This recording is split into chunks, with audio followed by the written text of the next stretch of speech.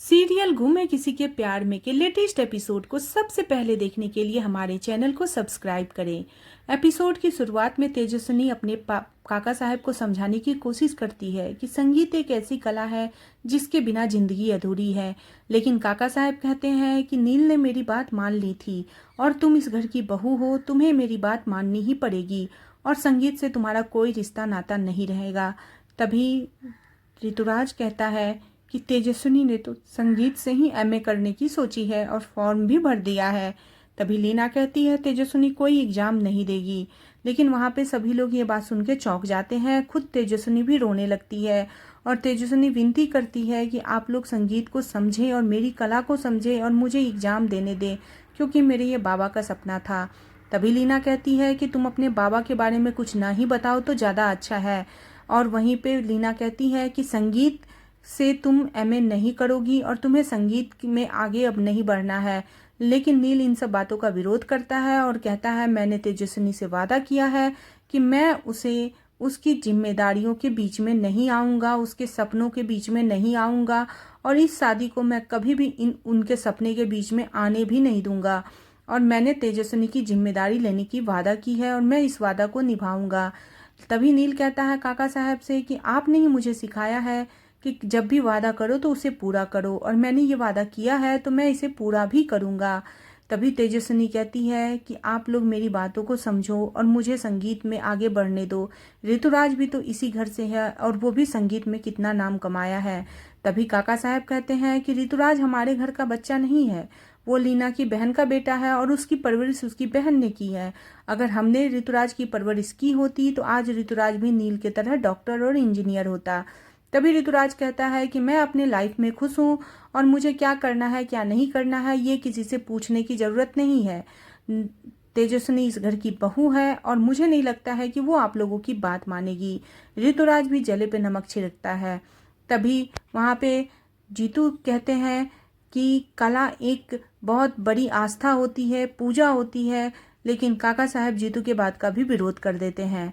उसके बाद नील के पास एक कॉल आता है जो कॉल मुक्ता का होता है और नील मुक्ता से बात करता है। मुक्ता कहती है मुझे लीना जी से बात करनी है कुछ रस्म के बारे में। नील फोन लाके लीना को देता है लेकिन लीना बात करने से मना करती है। नील के समझाने पे लीना बात करती है लेकिन लीना मुक्ता को ताना मारती है। मुक्ता उधर से कहती है कि मुझे आपसे परमिशन चाहिए कि तेजस्विनी और नील कल मेरे घर आए।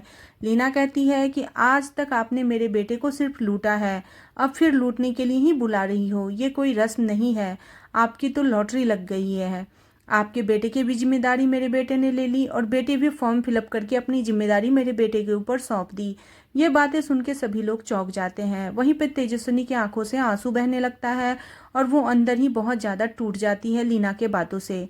वहीं पर मुक्ता कहती है नहीं ऐसी बात नहीं है, मैंने आपके बेटे से कभी कुछ नहीं मांगा, उसने जो किया अपने मन से किया है और मैं आपके बेटे का एहसानमंद रहूंगी जिंदगी भर कि उन्होंने मेरे लिए इतना किया।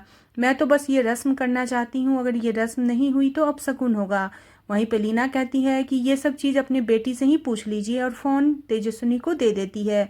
तेजस्विनी कहती है अपनी माँ से कि मैं वहाँ नहीं आऊँगी, आप लोग चाहते थे ना कि मैं उस घर से चली जाऊँ, तो अब मैं उस घर से चली गई हूँ, मैं वहाँ कभी वापस नहीं आऊँगी। मुक्ता कहती है बेटा ऐसा नहीं बोलते, क्योंकि जो रस्म है वो होना ही है और वो बहुत ही ज़रूरी है रस्म है, नहीं तो कोई बड़ा अपशकुन हो जाएगा। लेकिन तेजस्विनी अपनी बातों पर अड़ग रहती है और कहती है मैं वहाँ नहीं आऊँगी। तभी नील मुक्ता से बात करता है और तेजस्विनी के हाथ से फ़ोन छीनता है और कहता है आइए आप चिंता मत करो, मैं तेजस्विनी को लेके आपके पास ज़रूर आऊँगा और मैं आपसे वादा करता हूँ। तभी तेजस्विनी कहती है कि आपने मेरे से बिना पूछे वादा कर लिया। वहीं पे लीना कहती है नील से कि तू अपना फैसला कब से लेने लगा, तू इतना बड़ा कब से हो गया है। लेकिन नील कहता है कि मैं ये शादी निभा रहा हूँ माँ, और मुझे बीच में इस शादी निभाने दीजिए, प्लीज़ मेरे बीच में मत आइए। और मैं आप ही लोगों से ये सब चीज़ सीखा हूँ कि जो भी वादा करते हैं उसे निभाया जाता है। मैंने तेजस्विनी की जिम्मेदारी ली है और मैं इस जिम्मेदारी को अच्छी तरीके से निभाऊंगा। वहीं पे तेजस्विनी अपने मायके जाने से मना करती है, लेकिन तभी जीतू काका समझाते हैं कि क्या तुम्हें अपनी माँ से मिलने का मन नहीं करता।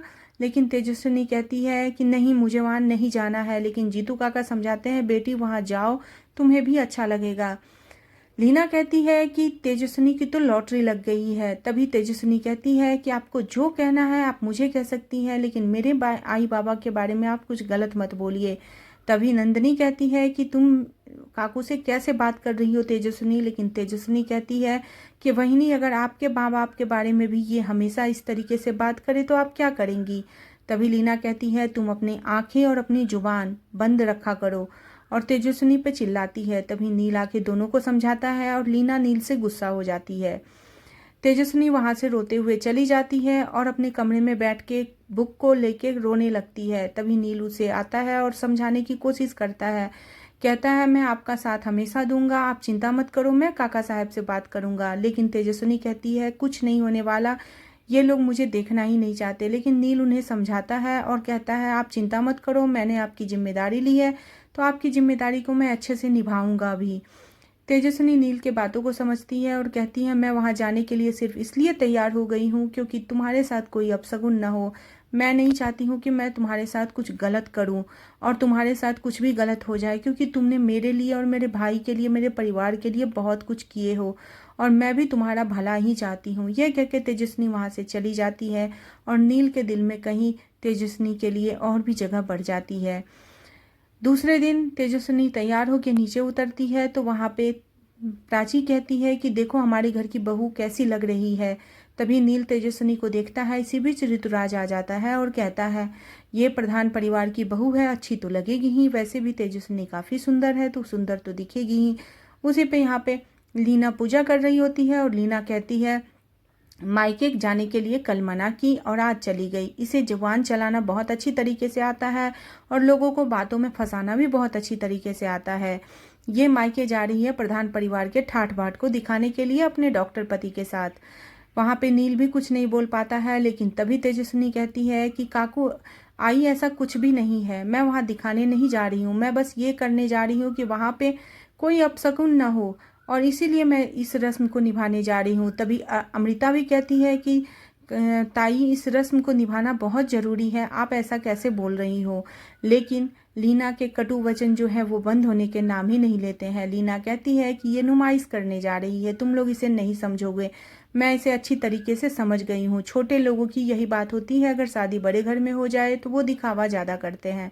और इन्हीं बातों पे सभी लोग वहां चौंक जाते हैं और एपिसोड यहीं पे खत्म हो जाता है। आने वाले एपिसोड में जहां दिखाई देगा कि तेजस्विनी नील से मिलने जेल जाती है और नील से पूछती है कि आखिर तुमने किया क्या है जो लोग तुम पे और कीचड़ उठा रहे हैं और तुम्हें जेल में बंद कर दिया गया है। लेकिन नील इन सब बातों से हैरान और परेशान होता है।